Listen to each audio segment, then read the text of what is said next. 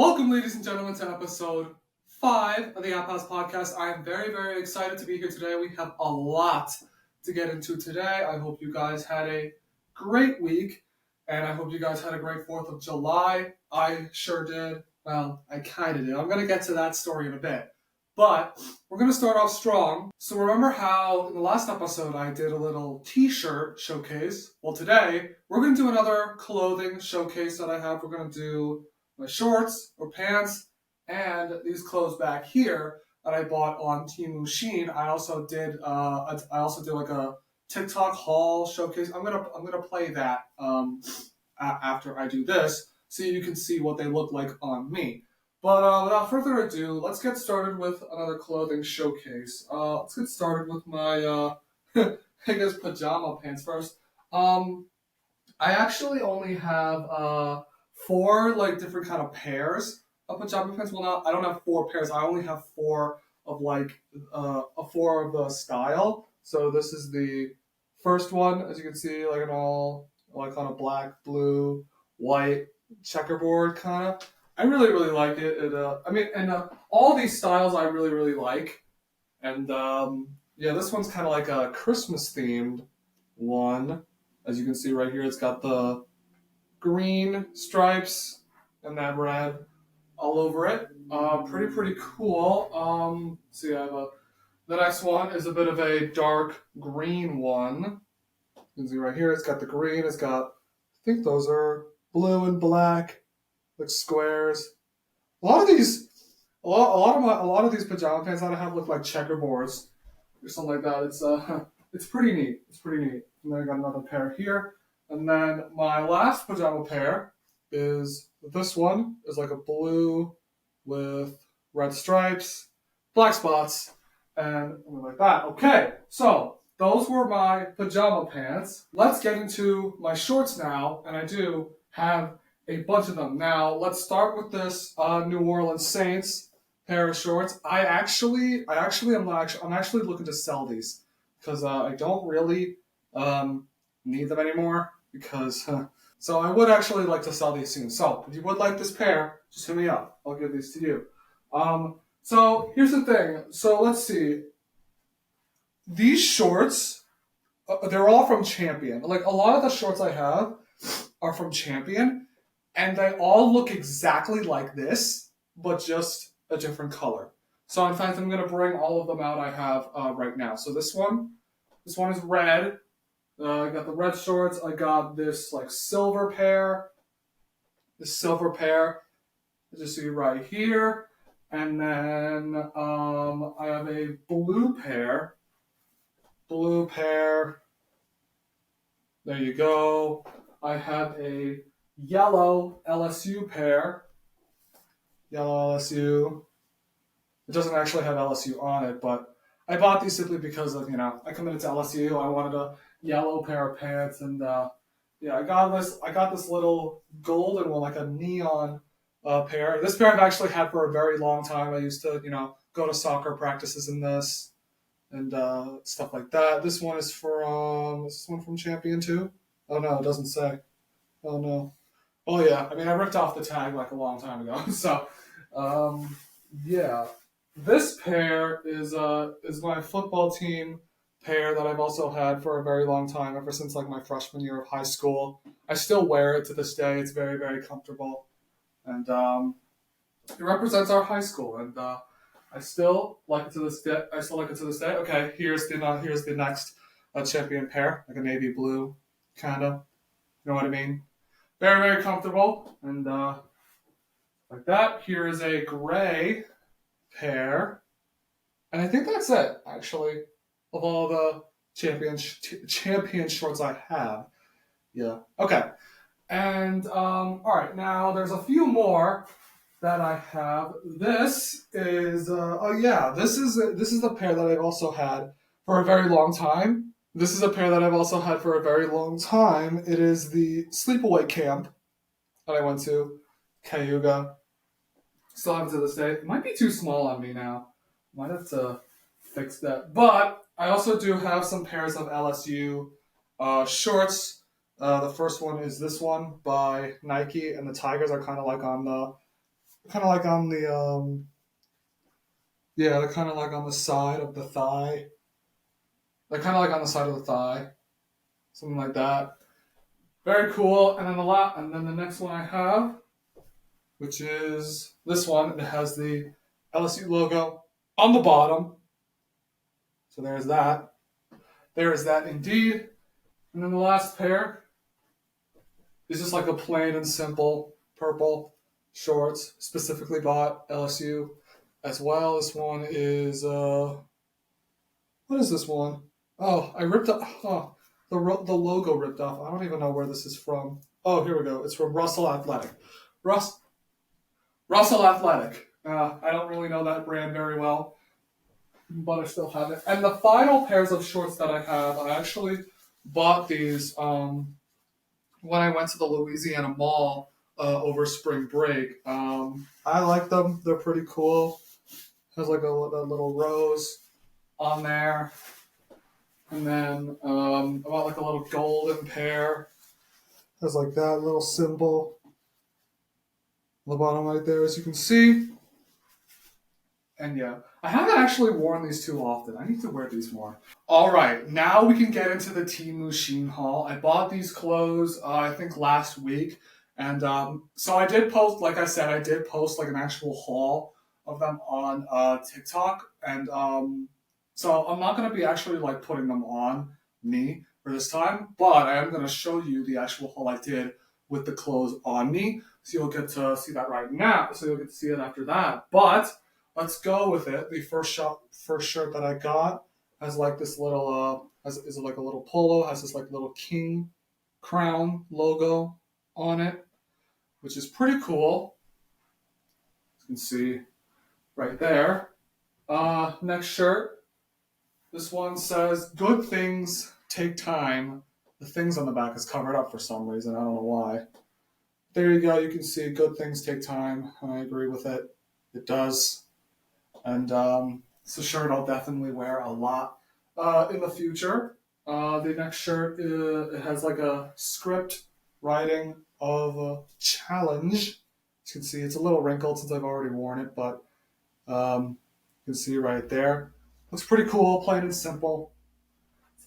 Stuff like that. These next two shirts are kind of like beach shirts that I got. Kind of like late night club shirts, I guess. I don't really know what you want to call these, but I mean, they look beachy. So we'll definitely wear these on like a hot day on the beach. This is another one that I got. It's pretty cool. Blue on the top, a little bit of teal on the bottom, and the blue and the teal sleeves.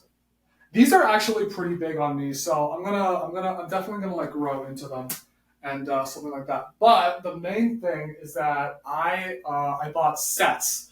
I bought like a t-shirt and shorts like sets for the very first time in my entire life, and I'm gonna show you them right now. So this is the first set that I got. It has red. It's like a red and that little black and white curve stripe on the side. So this is the shorts one of it. Shorts version of the set, and this is the t-shirt version of it. It's pretty cool. As you can see right there. Voila. There you go. The next set, okay, so this set is probably my favorite set by like a really wide margin. Let's do the shorts first. Pink on the top, teal and blue on the bottom.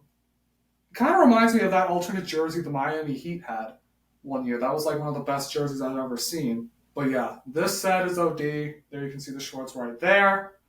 And here is the shirt of it. Again, like another beach themed tee. This time it's got blue on the top and pink on the bottom. It has like a little palm tree logo in the middle of it. Absolutely love it. This is definitely my favorite set.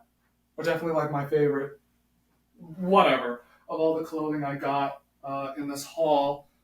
Next set I like a lot really, really well. White on the top, it's kind of like greenish teal color on the bottom with like those white spots. I guess those white spots were supposed to be how it's supposed to make. But here's the shirt. This time it's got green. This time I can't speak right now. This time it's got the green with white spots on the top, all white on the bottom. Pretty cool. And then the last set I have is kind of like a little basic, but still cool as well. 3 stripes, black, white, and gray. You can see right there. Nothing really that different. And then the same thing here as the shorts. Black, white, and gray for the shirt. And there you go. That is that. Alright guys, that was my second clothing showcase. Who knows if I'm going to do another one in the future. But right now, I am going to show you the video I made with those Temu and Shein clothes on me. Here we go. Marco.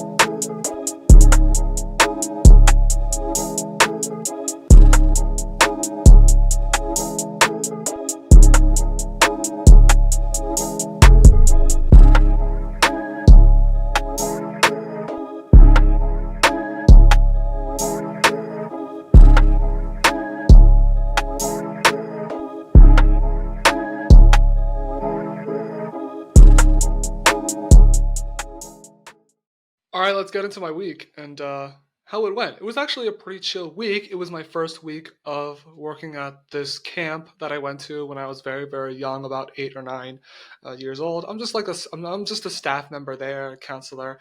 Don't really do much. Just watch the kids, do activities with them, and well, actually that's kind of a lot. But it's actually really fun, and you get to know the kids, just play around with them, do activities with them, teach them things, which is very important in my mind, and stuff like that.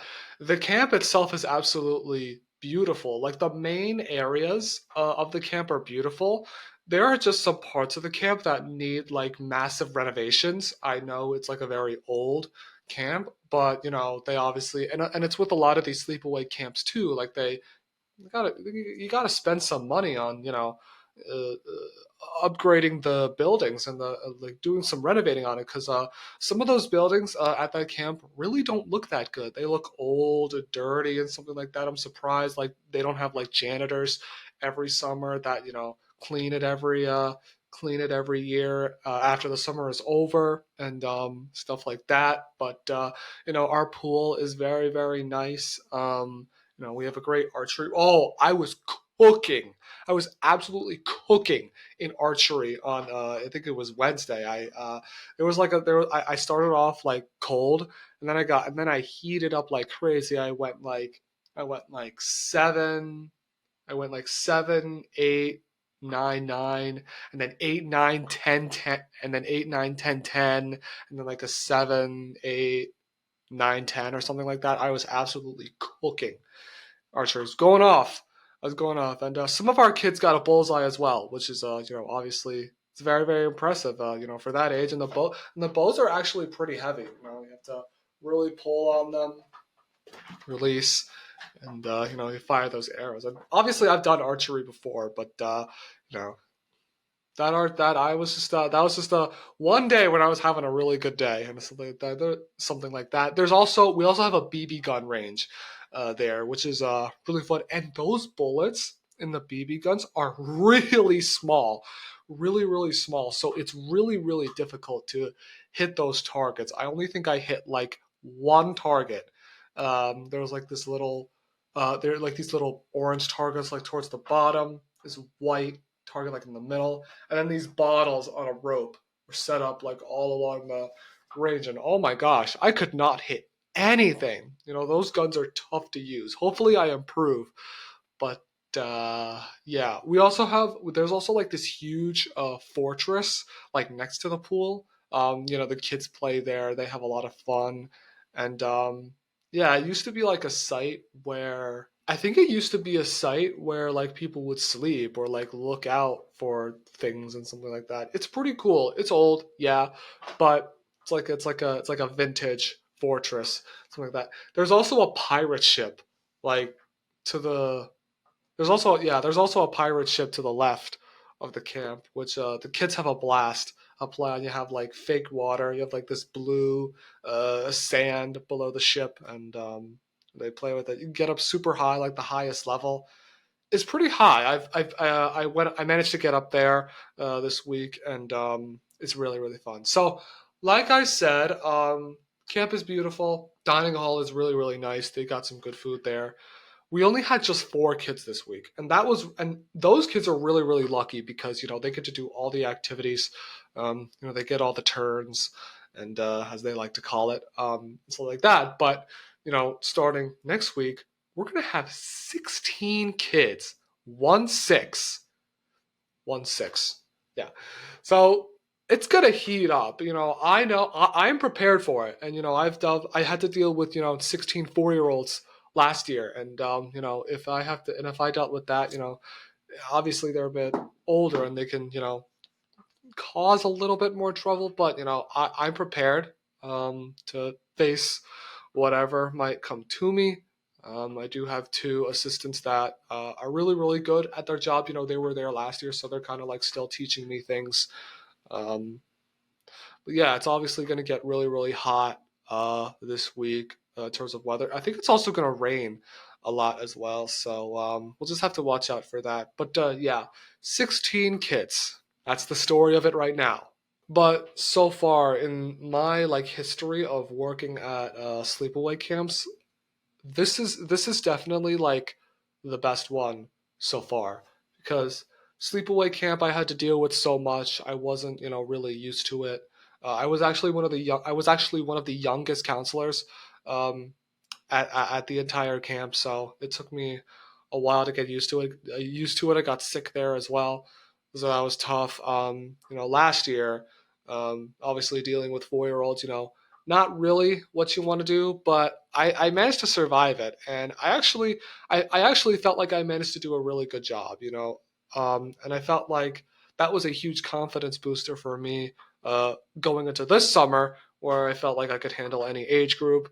And we get 6, 7, 8-year olds this summer, and those ages vary between the kids we're going to get, but 16 kids next week should provide. I think should provide a variety of ages, but hopefully like hopefully it like sticks to our age group, if you know what I mean. Also on Wednesday night, I went to the Meadowlands State Fair. So if someone were to ask me like how it was in a simple term, I'd say it was a lot of fun, but I felt a little lonely there too since I was by myself.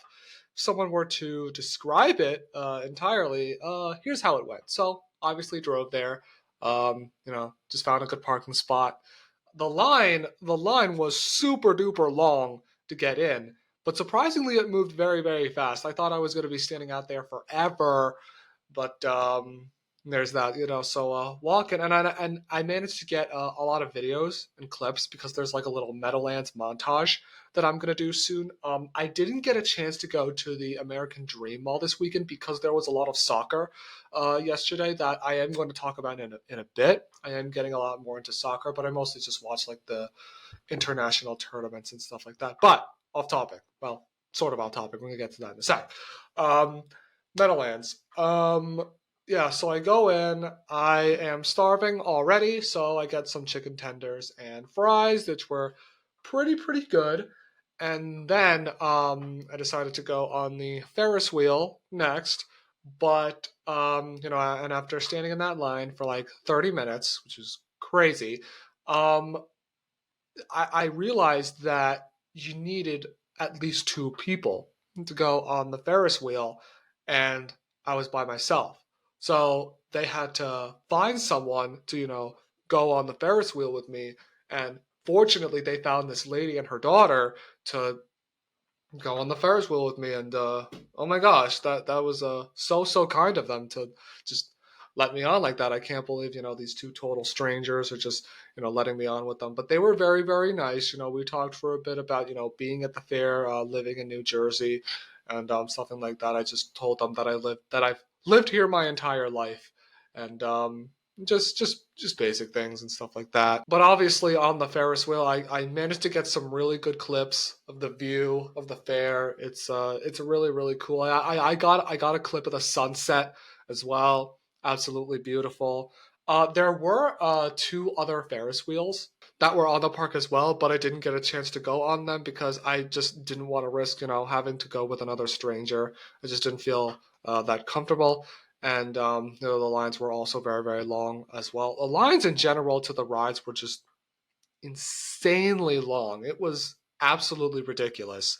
Um, so the whole time I was just pretty much walking in circles, like the entire time, just exploring the park and stuff like that. And they had a lot. They had some kind of illusion show. They had a magic show. They had that wild mouse cat ride where it goes like up and down to the side and stuff like that. Um, they had swings. I actually did manage to get on the swings for a bit. I just had to wait super duper long. They have that ride where it just like spins around and it like tilts like that. I don't know what it's called, but you get put in some kind of like UFO thing and you just spin around. I would vomit. I would absolutely vomit if I went on that, no matter if I ate or not. They also just had like all kinds of spinny rides, upside down, something like that. The whole park, well, the whole fair was just such a vibe. Like at night, where it just lights up, that's when it's the best, because the atmosphere is great. Obviously it's a little bit dirty, but it's just a vibe. Being there, just taking in the scenery, seeing New Jersey light up like that. I know you got it like Atlantic City as well, but seeing the Meadowlands light up, every summer is a sight to see, and I'll definitely go back next year with hopefully with friends this time because yeah, I did feel lonely there, and it wasn't fun. It honestly wasn't that fun being there myself, but obviously that's the situation I'm in right now, dealing with loneliness, and you know, but I'm benefiting from it. Um, Obviously, being alone helps you a lot. Being at the fair alone, again, wasn't the best, but I benefited from it. Oh, yeah, and I do want to talk about the pig race that I saw, which was absolutely hilarious. They had us fooled. They had us fooled. So they had three races. The first race and the second race were pigs that were pretty fast, so they raced around the track pretty quickly, and they got to the goal pretty quickly with their fast legs. And they teased us that the third race was going to be like the fastest race you'll ever see. The pigs were going to just absolutely fly around the track. But then they brought out the pigs, and they were fat and huge. And I wondered to myself, oh, there's no way this is happening. They put them in the cages. So the first two races lasted like 15 seconds. This third race lasted like 2.5 minutes. It was absolutely hilarious. They were just five fat ass pigs, just not even trying. They were like literally walking all the way around the track, which is just so funny. And the ending was honestly the funniest part. So the number five, he was about to win, right? But then he stopped. he just completely stopped, like maybe a foot before the finish line, and then this other pig, the number 2, was closing in, and he eventually won. So number 5 sold harder than 28-3. That's all I'm gonna say. He sold harder than the Houston Oilers in 1993 against the Bills. Just plain and simple. And after the after the pig race, I walked around a little more, and then I realized I'm probably not gonna, I was hoping I saw some friends, but unfortunately it did not happen. Um, so just walked around a little bit more, and then I got deep fried Oreos there, which were absolutely delicious. And I went home after that. Oh, I saw fireworks as well. I did manage to see fireworks. I got some pretty good clips of it. And I'm so upset because I missed the end of it. I'm so upset because I missed the end of it because I wasn't feeling well and I had to use the restroom. So I missed the end of it where all those fireworks were going off like crazy. And I'm so upset that I missed it. Yeah, that's one I'm probably not going to get back. But yeah, and then after that, had deep fried Oreos, and then went home, and that was that. Yeah, so overall, had a pretty fun time at the fair. Was lonely, but managed to make it through. I do have a fair vlog on my TikTok. If you do want to see that, I would definitely recommend checking it out. So yeah. Oh yeah, and then there's my July 4th story the very next day. So this was like an emotional roller coaster of a day. Um, Everything was going according to plan until something absolutely ruined my day, and I was so upset that I absolutely wanted to cry. So this is how the day went, and I'm reading off the script I have on my phone here. So day in my life, 4th of July edition. I woke up at around 11:30 a.m. because I got back from the fair so late, and I was very, very tired. My fit was a USA Kevin Durant themed T-shirt. It was the only USA themed shirt I have. Red shorts and something like that. Pretty basic. I got up in the morning. I cooked some bacon. That took a while to cook, but it was very, very good. Very, very good. And then I had brunch because obviously it was like 12:31. At that time, I had eggs with cheese on it and the cooked bacon that I had. Very, very good. And I wound up not being hungry for a while after that. And then it was podcast and content work. I started working on my podcast while generating ideas for this episode of the podcast and posting some content of like hauls and my day in the lives of stuff like that. And then yeah, I filmed that clothing haul, that Temu Sheen haul that you saw already. It was pretty fun to film. Putting on those fits was a lot of fun, and it felt a little awkward doing it on the 4th of July, but I just wanted to get it out of the way because the packages have been sitting there for days. And yeah, I just wanted to get it over with. And as I said before, that beach one, the blue and the pink on the bottom is my favorite by a long shot.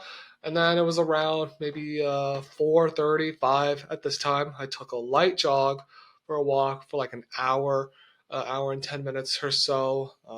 Just got me going, got me in shape because I was sitting in my room for pretty much the entire day, so I needed to get out. And it was hot. It was hot. It was like 80. It was like 88, 90 degrees. It was hot as hell out there. I saw this beautiful deer on my way, and I go the same route all the time. I walk like into this park. I walk around it, and then onto this main street and stuff like that, and all the way back. And then I did like a quick workout.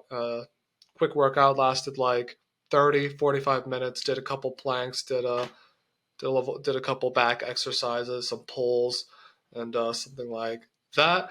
And then cooked my dinner. It was a pretty basic dinner. It's pasta, chicken, and veggies like it is all the time. That's basically what my dinner is.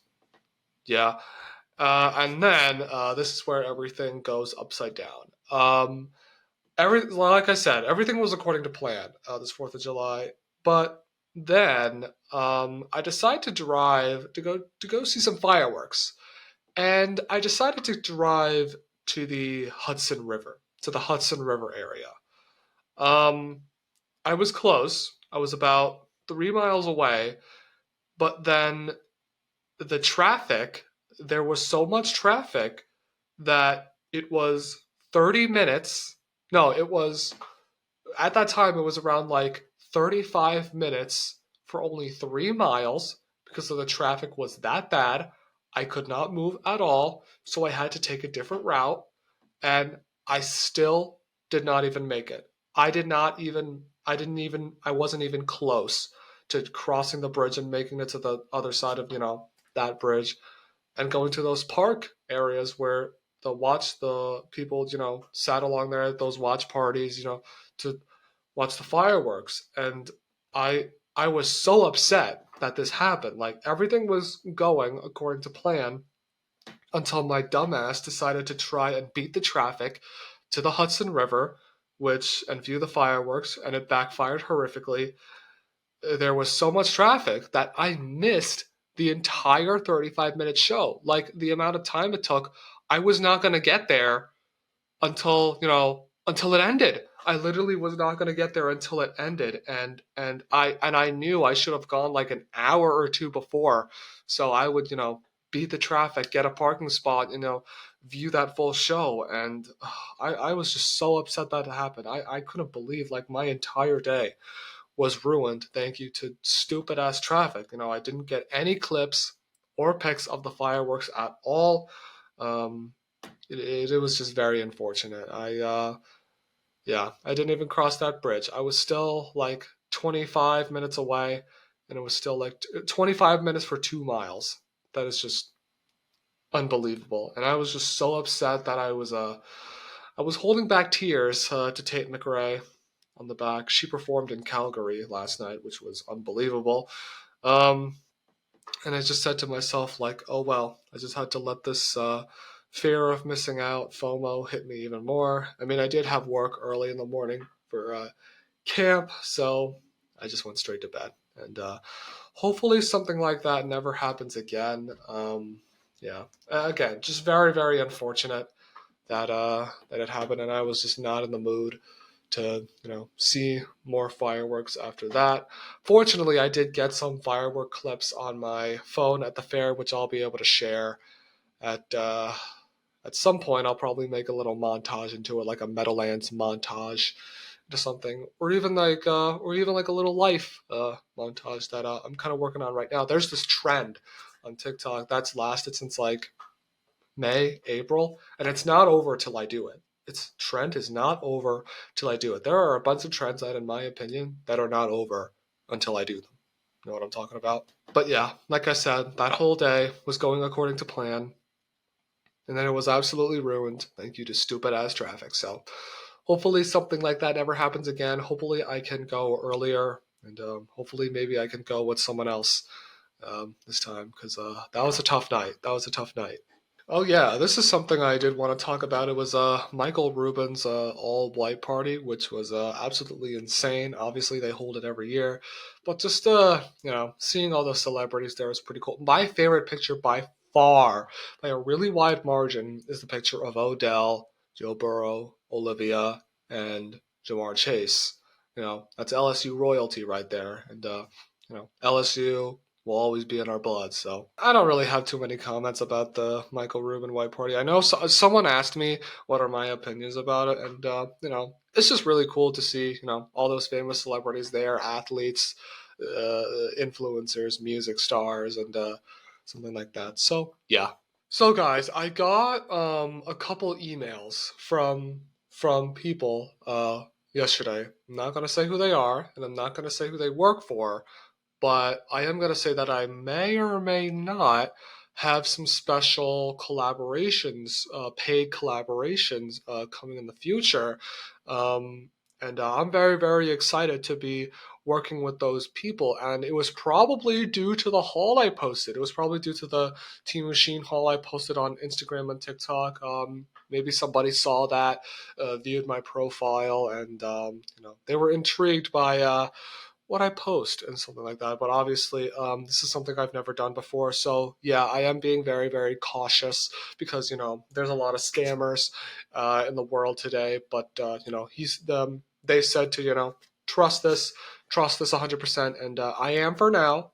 But obviously, in the case where I do get scammed, um, it'll be consequences for that company. So hopefully I don't get scammed. But very, very excited for these paid collaborations to be coming, which I'll announce in the future when I actually get into posting content for those companies. All right, let's talk about another core memory I have from LSU, and that is the Zeta pancakes, the Zeta Tau Alpha pancake night they have annually every year. So the previous year, I actually did go with a couple of friends, but I went like in the morning at around like 10 a.m., something like that, and it wasn't really the same. They didn't have like karaoke. It's like not a lot of people were there. I mean, there were a good amount of people there, but I weren't like many friends there that I saw. But so this time I went around, like midnight, like 1 o'clock, and there was obviously a lot of people there. It was very crowded. I saw like my best friends from Zeta there, and the whole night was actually pretty crazy. I started to walk in, and I just sat down with one of my friends from Spanish class, and we were just like chilling out. I got some pancakes with chocolate chips, and then this is where everything was getting crazy because they also had karaoke during that time, and like honestly, none of the karaoke songs like I knew, to be honest with you, because like I'm not that big of a country guy. They were like playing all country songs, and I'm like I recognize like maybe one of them, but obviously I'm not that big of a country guy compared to all of them down there. I'm trying to get into it a little bit more, but it's tough when you just like stick to one genre of music. But what was crazy is that like everybody was there were that like a lot of like dumbasses that were just like throwing pancakes everywhere, and like I guess, well, there were policemen there, but they just didn't do like a good job of keeping eyes on the dumbasses who were throwing pancakes, and it was mostly guys. It was the girls weren't doing anything. It was like mostly the guys, but that was crazy. And I got pancakes thrown at me like 3 4 times. It was absolutely disgusting.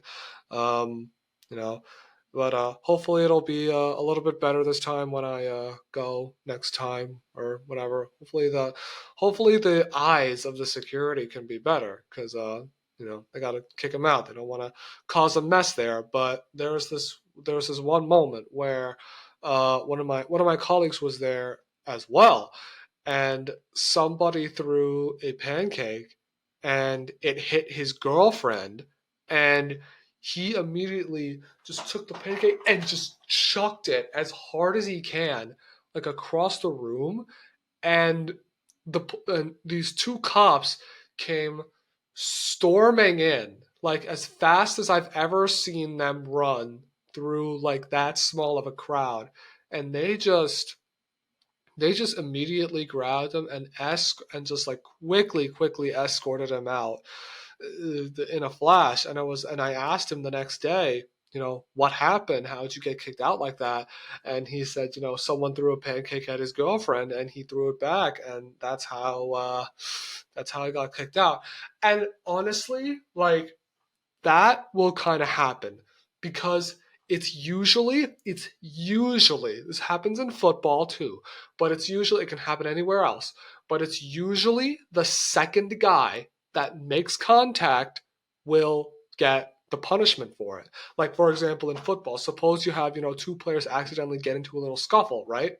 And you have the first player like makes a punch, and then the second player makes a punch. The second player will most likely get flagged for that. So then it ties back to this situation right here.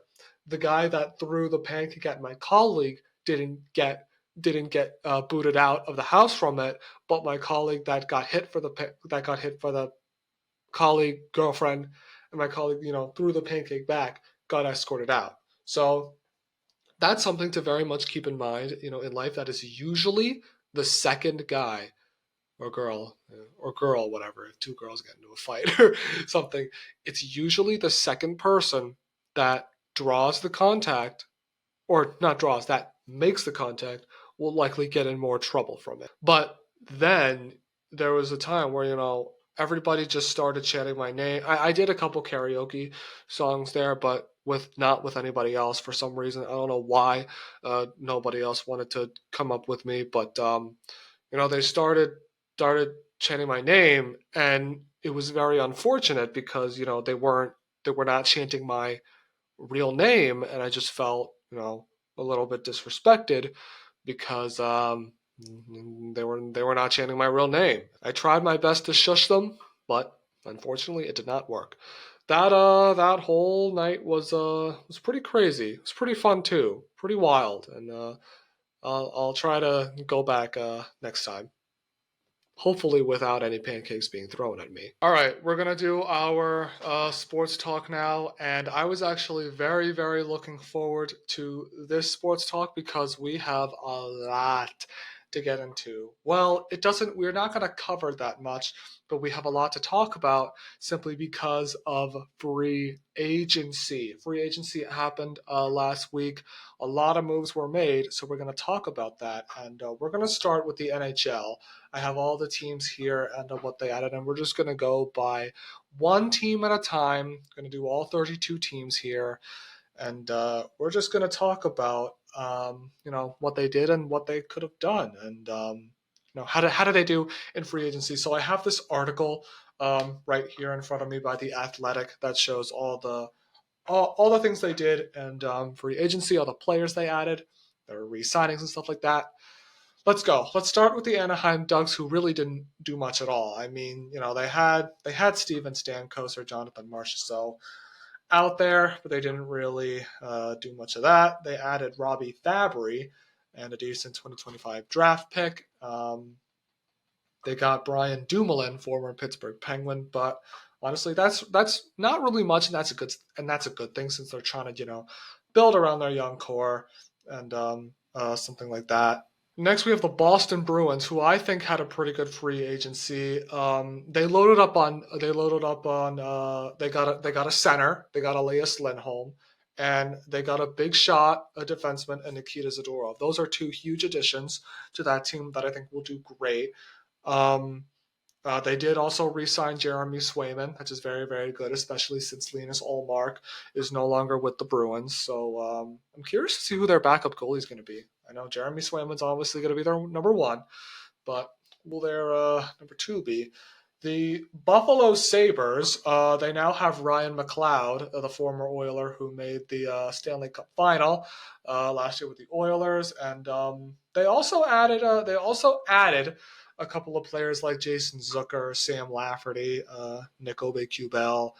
But they also have a new head coach, Lindy Ruff, our former head coach who had one good season and then didn't do anything else after that. So Buffalo Sabres had an okay free agency, but felt like they could have done a little bit more. The Calgary Flames, they did not do anything. They did not do much at all. They did sign Ryan Lomberg. They signed Ryan. Well, okay. The Flames, they did something. They signed a Stanley Cup champion, Ryan Lomberg. They also signed Igor Sharangovich to a 5-year deal. And that's pretty good for them. I think they're gonna have they might have a good season, but like they're in full rebuild mode now because they traded away pretty much their entire core. Jonathan Huberdeau is gonna suffer there. I don't know why. I don't know why the Flames haven't tried to dealt him yet because he deserves to be on a real team. But Carolina Hurricanes. So the Carolina Hurricanes, they did something. They signed Jordan Martinook, Scott Walker, Tyson Jost, Shane Gostisbehere. They locked up Jacob Slave into an 8-year deal, which is huge because they lost a lot of their core. They lost Brett Pesce to us. Let's go. I mean, yeah, but this might be a tough season for the Carolina Hurricanes. Especially since they might lose, a lot of their main core, but hopefully they can still keep it up. I mean, they have a chance as long as they have Rod Brindamore on their hands. So The Chicago Blackhawks, Teuvo Teravainen is back with the Blackhawks now. Tyler Bertuzzi, Pat Maroon, Alec Martinez. They had a pretty good free agency to build around Connor Bedard, something like that. So hopefully the Blackhawks will be a little bit better this year. Colorado Avalanche did not really do much at all. Jonathan Drouin, Calvin DeHaan, Yoel Kiviranta. Those are not really like big name players. So, and again, it's trying to build around Nathan McKinnon and that very talented forward core, Cale Makar. Build around that defense too, because you have Cale Makar obviously leading that pack. So yeah, Columbus Blue Jackets, Sean Monahan is really the one that makes my eye here. That gets my eye here. Really didn't do much at all. I mean, they're still in that rebuild as well. Dallas Stars, they extended Matt Duchene to a 1-year deal. Matt Dumba is with that team now. Brendan Smith, Colin Blackwell. Okay, they did something, but not really that big of a household names. They re-signed Sam Steele as well. They bought out Ryan Suter and getting out of Radek Fox's contract. Ilya Labushkin, but that doesn't really change the defense. Obviously you need to build. You really need to build around a young Miro Heiskanen and something like that. The Red Wings. Let's see. They added the big name here is Vladimir Tarasenko, and they re-signed Patrick Kane as well. Which, Tarasenko and Kane on the same team again, like they were with the Rangers. Now they are in Detroit. And hopefully they do well to build around that young core of Dylan Larkin, Lucas Raymond, Moritz Seider, and other guys like that. Ooh, Edmonton Oilers coming off a Stanley Cup appearance. They were 1 win away from the Stanley Cup, and they did some things. They really did some things in free agency. They re-signed Connor Brown. They added Victor Arvidsson. That is absolutely huge to fill up that center depth. Corey Perry is back. Colin Delia. Jeff Skinner. Jeff Skinner is the big one here. He's going to be incredible. He's going to score like 30 goals with the Oilers, getting out of Buffalo finally, and he's going to finally play in the playoffs. They have Troy Stetcher now. Interesting. They re-signed Adam Henrique because he had a great playoff run, and T.S. Janmark too, who had some big moments in the playoffs as well. That's certainly a roster that can make the Stanley Cup final again, but we will see. Florida Panthers, they lost a couple pieces. They lost Brandon Montour, they lost Oliver Ekman-Larsson, but they have a couple players, key players that are gonna stay with them. Dmitry Kulikov, who really didn't do much, but he's mainly good for defense and makes Stanley Cup winning plays. They signed him to a 4-year extension. Tomas Nosek they added. Interesting. Anton Lundell is the big one. Anton Lundell signed a 6-year contract with them. And they re-signed Sam Reinhart to an 8-year deal. Man scored about like 70 goals in the entire season. They extended him to an 8-year deal. Fantastic. And they also added Nate Schmidt too, which is pretty good. Los Angeles Kings added Warren Fogle, who could be a pretty good piece coming from a Stanley Cup contending team. Tanner Jeannot, Joel Edmondson, Jordan Spence. Okay. They didn't really do that much here. They lost Victor Arvidsson. Okay. Minnesota Wild just did nothing. Yeah, the Minnesota Wild just did absolutely nothing. They're going to have that same mediocre-ass roster. Montreal Canadiens did something, and it starts with Uros Slafkovsky signing that 8-year deal. He's going to be, he might be the franchise player led by like Cole Caulfield, Nick Suzuki. Those are the 3 main guys that are going to lead that Canadian team. I mean, they're probably still in a rebuild, but hopefully they get out of that slump that we're in. And here is the team that I think won free agency. The Nashville Predators. Oh my goodness. They had a free agency for the ages. And it starts with Steven Stamkos getting the former Lightning captain scene change for the Lightning captain after spending 16 years there is something we're gonna have to get used to because that's gonna take a toll on people. Jonathan Marchessault to fill up that forward court and Brady Shea to back their defense. Scott Wedgwood, former goalie, and then they join Roman Josi, Philip Forsberg, and Ryan O'Reilly. That's now the Predators have two players that have won the Conn Smythe Trophy. Ryan O'Reilly, and Jonathan Marchessault. The Nashville Predators are my pick right now to win the Western Conference. There, I said it. The Nashville Predators, as of right now, are my pick to win the Western Conference. Because look at that core, man. How do you beat all that talent? How do you beat all that talent? I mean, talent is just something. You obviously need to play your ass off, when it comes to playoff time. But that team is going to contend for Stanley Cups until they can't really do it anymore. Yes, they are aging. I get that, but they have the experience. Like I said before, this is a team.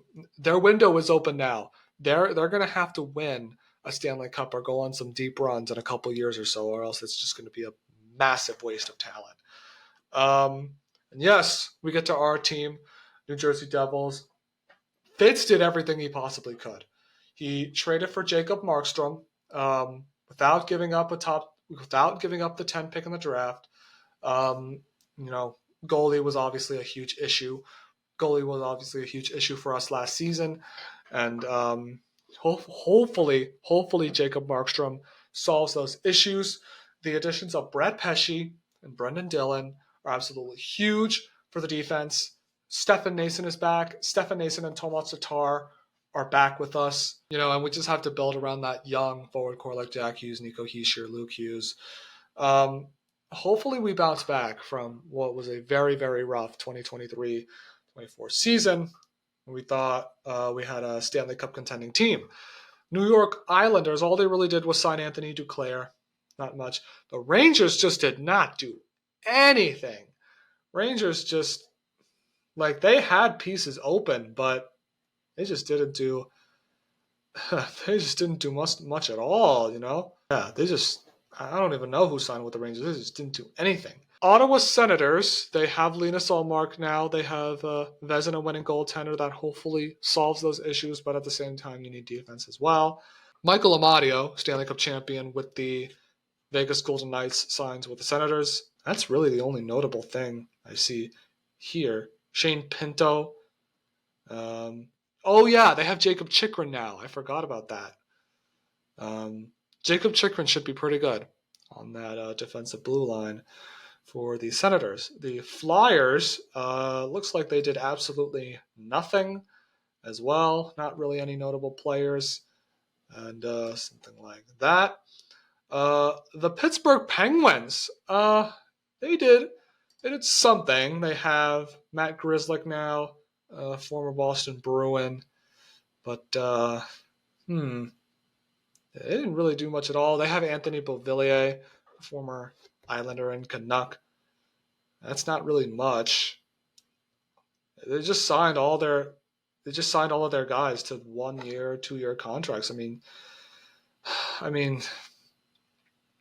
the Penguins need a reset, man. The Penguins just need a reset because all of those runs, all of those chances where they had to go with deep runs, they couldn't get it done. You stick with the core of Crosby, Malkin, and Letang, but you need to build around them better. You need like a young core that's gonna fill a void for when those three leave, or when those three retire. You can't just have old guys and stuff like that. You need young talent that's gonna fill in for those people, especially since the Penguins lost Jake Gensel. He was one of their best players. And he just gone. San Jose Sharks, hopefully they're better this year. They got signed Tyler Toffoli and Alex Wenberg, which is huge, tied to Landria. But yeah, obviously getting Macklin Celebrini and seeing him, in practice has just been great. And hopefully they'd be a little bit better. The Seattle Kraken signed Brandon Montour and Chandler Stevenson. Those are two really good players. Eli Tolvanen, who, scored the Kraken's first playoff goal. He's back with the team. So that's pretty good. St. Louis Blues did not really do much at all. They re-signed Pavel Buchnevich. They signed Kasperi Kapanen, which is okay, and Pierre-Olivier Joseph. Doesn't really intrigue my eye. Tampa Bay Lightning. I mean, they signed Jake Gensel, but I mean, they signed. They re-signed Victor Hedman to an extension, which is good, and they reacquired Ryan McDonough. Oh yeah, they also lost Mikhail Sergachev, too, who's now on the Utah Hockey Club. So I didn't really see the Lightning doing much besides, getting Jake Gensel, re-signing Victor Hedman. That's basically it. The Maple Leafs, Chris Tanev is probably the biggest overpay in this free agency class because he's in his mid 30s and he's going to be like 40 once his contract is up, which is not really ideal of how you want to sign a player. Oliver Ekman-Larsson now is with the team, Stanley Cup champion. I mean, thank God thank God OEL got his cup because, I don't see the Leafs winning a cup anytime soon. The Utah Hockey Club. Okay, here we go. They had a pretty good free agency. They got John Marino. They got Mikhail Sergachev, Ian Cole, Sean Durzi, Kevin Stenlund. They got some pretty good players to fill their roster for their first season. They got a defense. They got a pretty good defense. Now it's just to see like how those new players. I mean, formerly they were the Coyotes, so they're sticking with that roster. But you have Clayton Keller and guys like that. You want to build around that young core that's starting to emerge. You want to build around that core that's starting to emerge. The Vancouver Canucks, they have Jake DeBrusk and Danton Heinen now, two former Boston Bruins here. Derek Forbert. That's really all they did. Didn't do much. The Vegas Golden Knights, see what they did. They probably did the least out of free agency, and they lost a lot of pieces. They lost Jonathan Marchessault, Chandler Stevenson, Michael Amadio, and it's going to be tough for this group. And they're going to get a lot of heat, especially with like the cheating thing that Alexander Holtz and Victor Olofsson, hopefully.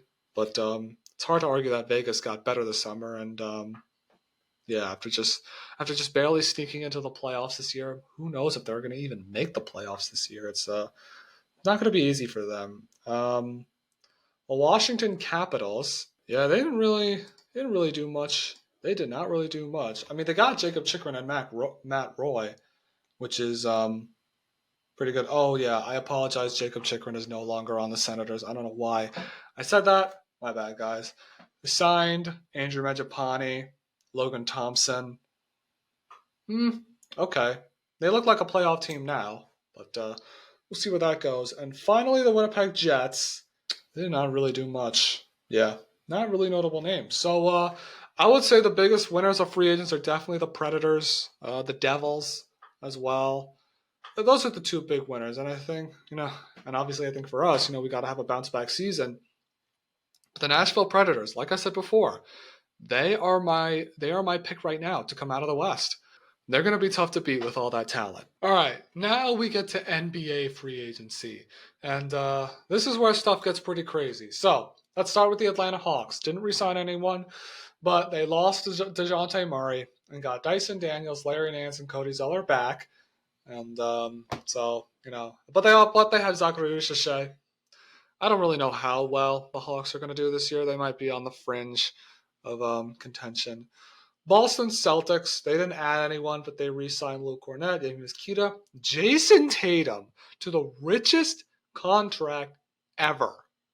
That's, I mean, I can see why they did it, but I think Jaylen Brown is the face of that team. He just played so much better than everyone else. Re-signing Derek White is really, really good. Re-signing Derek White to a 4-year extension, really, really good. Nick Claxton with the Brooklyn Nets re-signed Bojan Bogdanovic, Kami Diate, and Shake Milton. is now on the Brooklyn Nets after a trade with the Mikal Bridges. Yes, Mikal Bridges in the Knicks. So excited. I don't know why the Hornets re-signed Miles Bridges. That's just disgusting. But they do add Josh Green and Reggie Jackson. We'll see how that goes. Don't really know. Chicago Bulls, Patrick Williams is returning on a 5-year deal. It's pretty crazy. They lost Alex Caruso, DeMar DeRozan, and Andre Drummond, which is pretty tough. But Chris Duarte, Josh Gideon, Jalen Smith. I mean, I don't know where that team is going to go from there.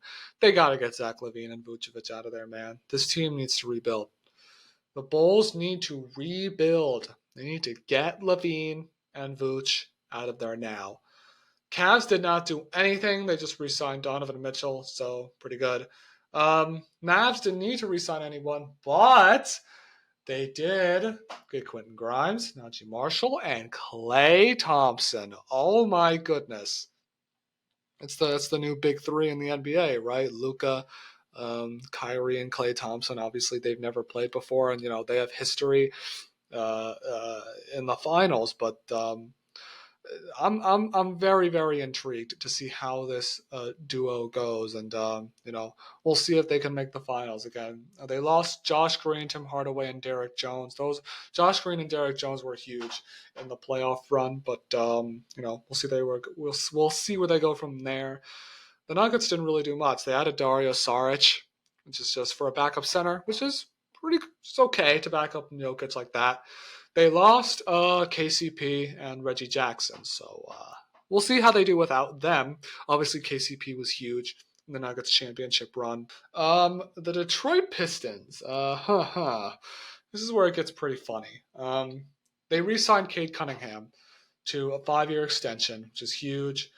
They added Malik Beasley, Tim Hardaway, Tobias Harris, and Wendell Moore Jr. Oh my gosh. Please, Pistons, please be good this year. We need the Pistons to be good again. The Pistons, I feel like, are one of those teams where the league is better when they are good. They have some experience now, so hopefully they get out of this awful, awful slump that they're in. Golden State Warriors, they added Kyle Anderson, Buddy Hield, and DeAnthony Melton and Lindy Waters III. It's not really that's pretty good. Kyle Anderson, Buddy Hield are pretty good players, but they lost Chris Paul. He's with the Spurs now. Dario Saric and Klay Thompson. Obviously they lost Klay, so it's just Steph and Draymond now. It's just the last duo of that Golden State dynasty, and who knows when this is going to come to an end. The dynasty is officially over, but we'll see if the Warriors can still compete for the playoffs and something like that. Rockets didn't do anything. They just re-signed Aaron Holiday and have AJ Griffin now. Didn't do anything. The Pacers, Pascal Siakam and Obi Toppin are returning on 4-year deals. So very, very good to re-sign them. This is big. They also added James Wiseman to back up Miles Turner. And he had an okay season with the Pistons last year. But James Wiseman backing up Miles Turner, look out for that. That's gonna be good. The Clippers re-signing James Harden. Nick Batum is returning to the Clippers, so hopefully he does well there. Mo Bamba. They lost Paul George. And we're going to talk about that in a second because that move disgusts me. And they also lost Mason Plumlee. So yeah, we're going to talk about the Paul George thing in just a sec. I hate the 76ers, but here we are. Lakers did absolutely nothing, just re-signed LeBron. That's it. Grizzlies did absolutely zero, but I understand why they didn't do anything because their whole team was injured last year. So hopefully their whole team is healthy again and, they get back to form and hopefully they're in the playoffs again. Miami Heat re-signed Kevin Love, get Alec Burks, Caleb Martin leaves. So didn't do much at all. Milwaukee didn't really need to do much. Torian Prince, Malik Beasley is no longer with them. Minnesota Timberwolves, they lost some pieces. They lost Kyle Anderson. They lost Jordan McLaughlin. They lost a couple bench players. But they re-signed Luka Garza. Oh my goodness. Did you guys see those Luka Garza highlights in the playoffs? He went absolutely berserk. I really would like to see Luka Garza out there more because he's a beast. He's a beast out there. Joe Ingles, a veteran shooter. So hopefully Joe Ingles is good coming off their bench. The New Orleans Pelicans, they lost a lot. But got DeJounte Murray. If this team stays healthy, they have a chance to do anything. And it's only if they stay healthy. Zion has not been healthy. B.I. and McCollum haven't been healthy at times. So, yeah, look at who they lost. They lost Dyson Daniels, Najee Marshall, Larry Nance Jr., and Jonas Valanciunas. All key contributors to the Pelicans over the past few seasons. So, losing all of them is big. But getting DeJounte Murray. So, hopefully this trade pays off. I don't know. The New York Knicks, my team. We did lose a lot. We lost Boyan. We lost Alec Burks. We lost Isaiah Hartenstein, which is really unfortunate. I was really hoping we'd re-sign him. But OG Anunoby on the richest contract in history of the New York Knicks. The reason why I'm very skeptical about this signing is because he was obviously huge to the team, but he's not like a huge NBA name.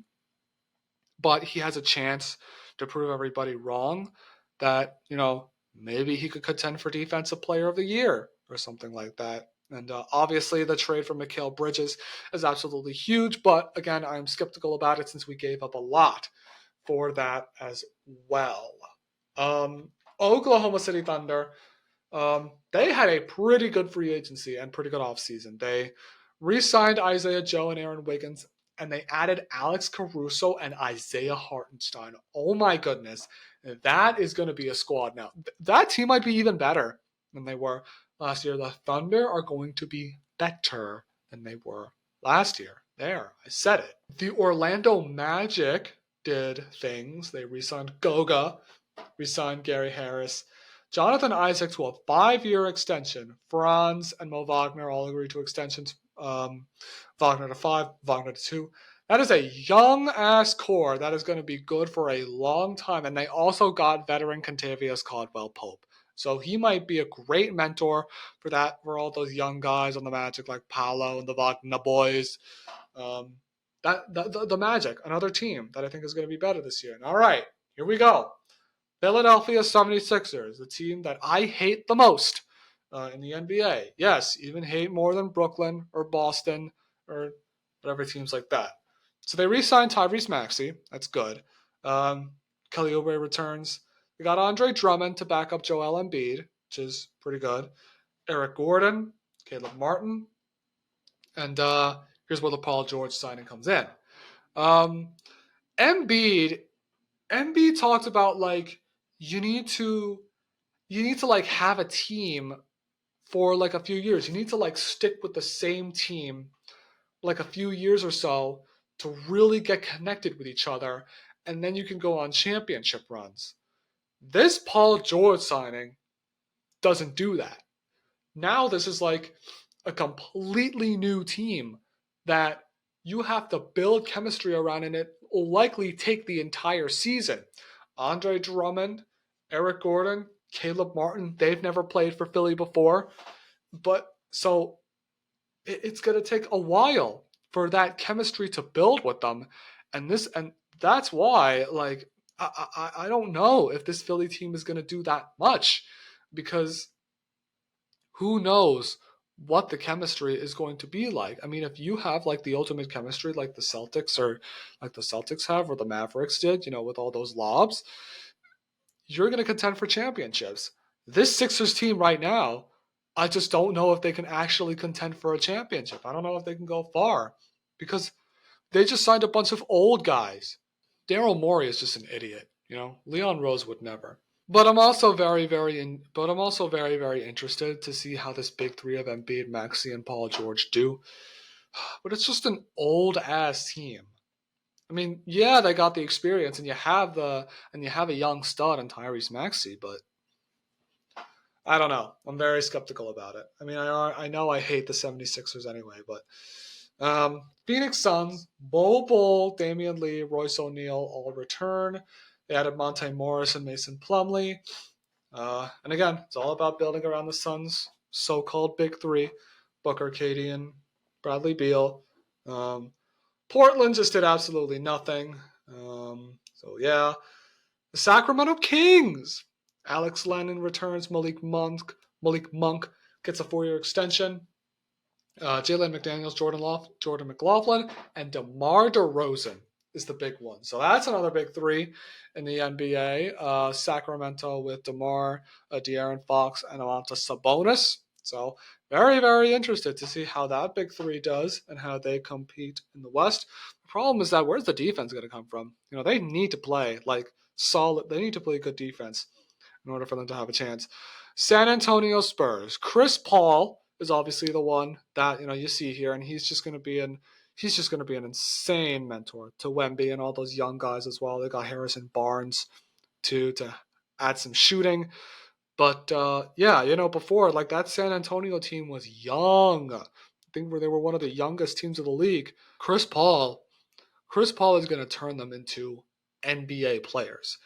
Chris Paul is gonna turn that franchise around immediately, and I just can't wait to see how CP3 and Wemby and all those young guys operate. Toronto didn't really do much at all. The notable thing is that Scotty Barnes and Emmanuel Quickly are on 5-year extensions.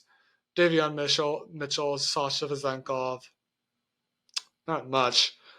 Utah Jazz did absolutely nothing. Washington Wizards, Malcolm Brogdon, Jonas Valanciunas. I'm really not sure how that's going to go. We'll see. I don't think the Wizards are going to be that great either. And yeah, that's it. So who would I say won free agency? That's very, very tough. Because you have all these teams who really just signed a really big name. You can say the Thunder. You can say the Magic. So they re-signed all their guys. You can maybe say the Mavs. They got Clay. But it's tough. It's tough to determine who won free agency. I'm gonna ask what you guys think. So yeah. And while we're done talking about free agency. Let's talk about this USA men's basketball national team that's going to compete for a gold medal this month. And hey, this is really the last chance we might see all these guys compete for a gold medal. You got LeBron, got Steph, KD, Kawhi, Anthony Davis, Anthony Edwards, Devin Booker, Joel Embiid. I think Joel Embiid's going to be amazing. Drew Holiday, Jason Tatum. Am I missing anybody? Tyrese Halliburton. Am I missing anybody? Bam Adebayo. Am I missing anybody now? I don't know. But I just don't know who's going to beat that team. If in order for them to lose, every single thing has to go wrong in order for them to lose. So I think they should be able to take this gold medal pretty cleanly. Oh yeah, and the last thing I want to talk about in this sports talk is a new era of college sports. Since all the alliances officially happened. You got Oregon, Washington, UCLA, USC in the Big Ten. You got SMU and Cal and Stanford to the ACC. You got Arizona, Arizona State, Colorado, Utah, the Big 12. And this is the one I want to talk about the most. Texas and Oklahoma to the SEC.